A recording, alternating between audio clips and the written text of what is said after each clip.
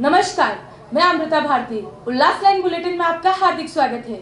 आइए नजर डालते हैं आज की मुख्य खबरों पर। राम मंदिर निर्माण के लिए देश भर से विधि अनुसार दान किया जा रहा है।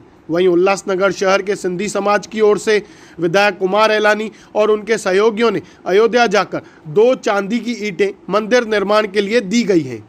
इस पर भारतीय जनता पार्टी के नेता व नगर सेवक प्रदीप रामचंदानी का कहना है कि उल्लासनगर शहर से केवल 2 चांदी की ईंटें मंदिर निर्माण के लिए दी गई हैं।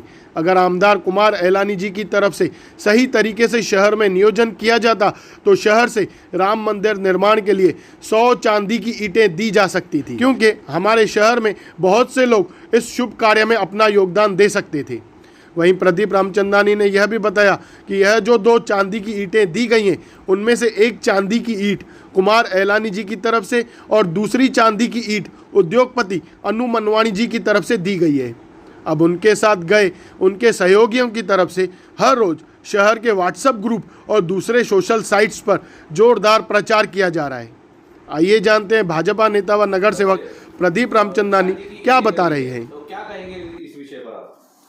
देखिए, मैं भी सिंधी समाज से संबंध रखता हूँ। बहुत खुशी की बात है कि पूरे सिंधी समाज ने पूरे भारत से और कई विश्व के सिंधी लोग जो समाज बसता है उसने राम मंदिर के लिए कुल मिलाकर 211 चांदी की ईंटें अयोध्या में जाकर दान की है और उसका मुझे बहुत ही आनंद है। जितना इसकी खुशी माना जाए, क्योंकि राम मन का निर्माण हो रहा, मंदिर का निर्माण हो रहा और सिंधी समाज का उसमें उसका हिस्सा न हो तो ये बात नहीं हो सकती। राम हमारे मर्यादा पुरुषोत्तम हैं और राम के प्रति हम जितना कुछ करेंगे उतना कम है।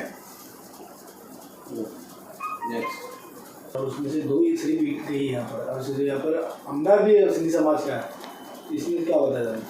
देखिए, जिस तरह से आमदार आनन फानन में अयोध्या गए हैं, जिसके लिए उनकी कोई भी नियोजन नहीं था और केवल मात्र 2 जो अपने चांदी की ईंट दी है, जबकि पूरे सिंधी समाज ने 211 दी है।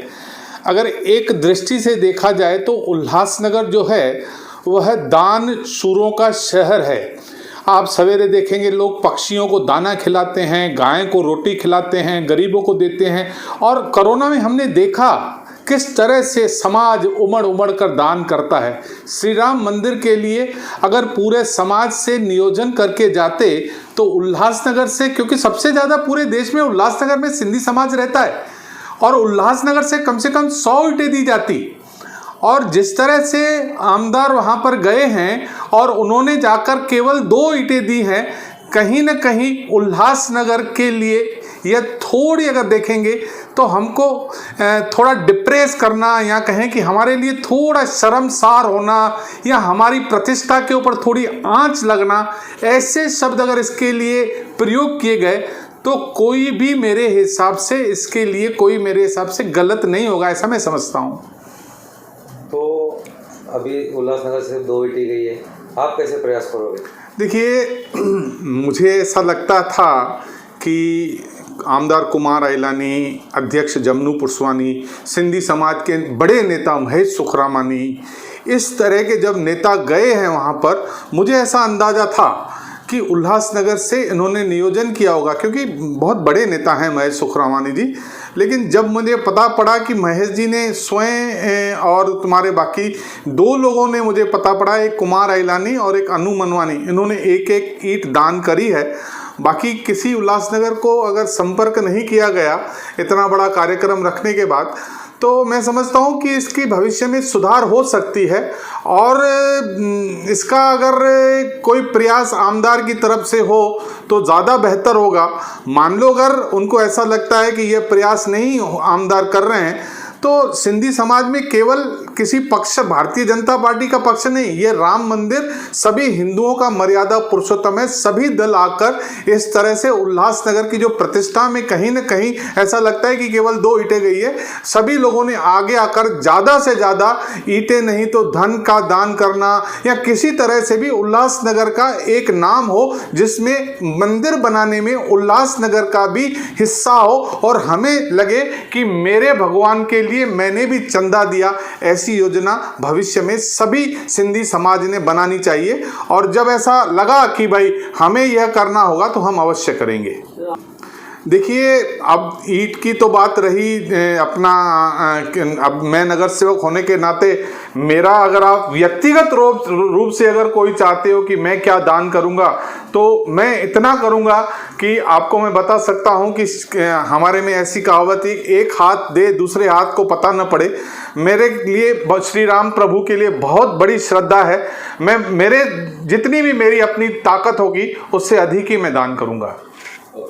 नगर सेवकों को अगर पता रहती कि यहाँ से ईंटें जाने वाली है, उल्लासनगर से पूरे देश भर से सिंधी समाज की तरफ से ईंटें जाने वाली है, तो अपने यहाँ पर सबसे ज्यादा सिंधी नगर सेवक है, तो मेरे हिसाब से कहीं ना कहीं एक नगर सेवक एक ईंट तो देता था जरूर चांदी की। देखिए, यह बिल्कुल निश्चित है, यह बात केवल नगर सेवकों तक सीमित नहीं है।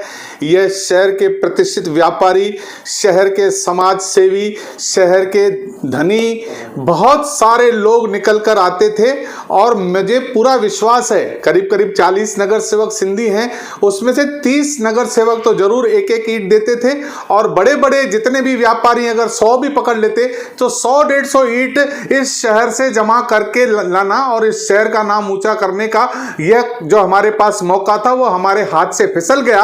अगर आज हम फिर से ईंटों की बात करेंगे तो इससे लगेगा कि हम किसी की नकल कर रहे हैं। कोई नए रूप में इसका कार्यक्रम जरूर करेंगे ताकि उल्लासनगर का नाम हमेशा ऊंचा रहे और उल्लासनगर का राम मंदिर बनाने में हमारा योगदान दिखे और शहर प्रतिष्ठा के शिखर पर पहुंचे। कहीं ना कहीं उल्लासनगर का नाम ऊंचा नहीं, अपने खुद का नाम ऊंचा करने के लिए ये खाली फटाफट में 2 ईंटें तो नहीं लेके गए। देखिए, यह प्रश्न जो आप कर रहे हो, मैं इस पर यही उत्तर दूंगा कि नियोजन की कमी, अनुभव की कमी, सही मायने में लोगों को साथ जोड़कर न चलना, बहुत सारी कमियां हो सकती है। सलाहकार सही नहीं होना, इसका तो हम विश्लेषण कर सकते हैं ना। अभी खुद का नाम ऊंचा करने के लिए गए या नहीं गए, ये तो एक मैं समझता हूँ विश्लेषण करना होगा। ऐसे सीधे आरोप करना मेरे हिसाब से ठीक नहीं है। कहीं ना कहीं आमदार बीजेपी के गए हैं वहां पर, महेश सुखरामानी जी गए हैं जो कई सालों से उन्होंने बीजेपी में काम किया है। आपका डायरेक्टली ऐसा कहना है कि उनको नियोजन करना नहीं आता है, उनको अनुभव नहीं है? नहीं, ऐसा नहीं कह सकते हैं कि उनको अनुभव नहीं है। उन्होंने अच्छे अच्छे नियोजन किए हैं और वो करते रहेंगे। इस मामले में जरूर चूक उनसे हुई है। उल्लास लाइन बुलेटिन को सब्सक्राइब करें, बेल आइकॉन दबाएं और देखिए उल्लास लाइन बुलेटिन की न्यूज़ सबसे पहले आपके मोबाइल पर।